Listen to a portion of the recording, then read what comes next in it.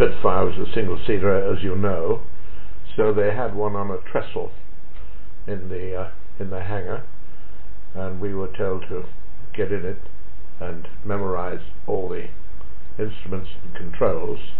And then along came an instructor, blindfolded one, and asked one where the flap lever was, or mixture control, or the whatever, you know, the oil pressure gauge, etc., etc.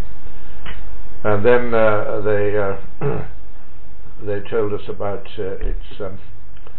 its characteristics, particularly along the ground when you couldn't see anything. You had to swing the nose around, and then on takeoff it was a tremendous amount of torque, so you had to be very conscious of the need for almost full rudder.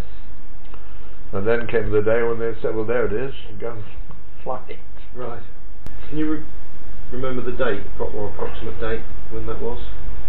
It was probably in August 1940. My life was saved because I got appendicitis. In May 1940 at Sealand.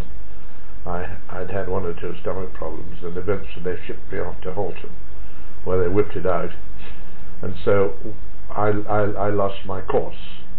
When I was given a bit of leave, when I came back, they eventually sent me to Montrose, to another, perhaps number 8, I think, and there I started my advanced course again.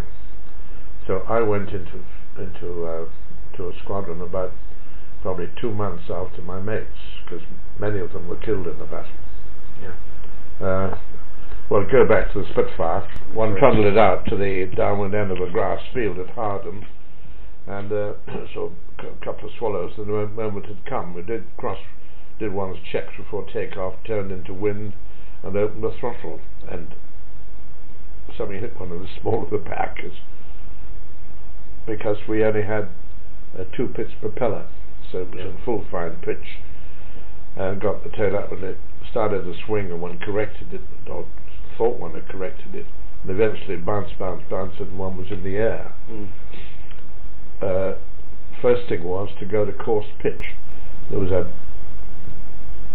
one had to be sure that one sort of clutched the stick like that and just tightened up the throttle a little in case, and then there was a control which pulled it out. You pulled out a sort of control which brought it back to coarse pitch, and the engine went, oh, and you thought, my God, it stopped.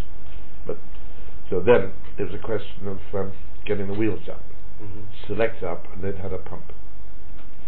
So one was pumping away like this. Right. And I defy anyone to do that without this hand wanting to do the same thing. This is why everybody turned out for the initial takeoff, to see the Spitfire go. It's like climbing a bumpy mountain. Eventually, because it settled down about 1,500 feet, looked back, the airfield wasn't there. It was way over where it shouldn't have been, because of one hadn't taken into account the swing. And I've been told to fly around for 20 minutes or so, which I didn't go far from the airfield. And then came the moment, my God, I've got to get this thing back on the ground. So one went through the usual downwind, gear down, turn across wind, turn in, and flaps. You could only have full flap or no flap. And sort of motored it in, and probably bounced it a couple of times. Great sigh of relief that one had done it. And then taxiing slowly back to and the flight sergeant said, well, thank God it's still in one piece.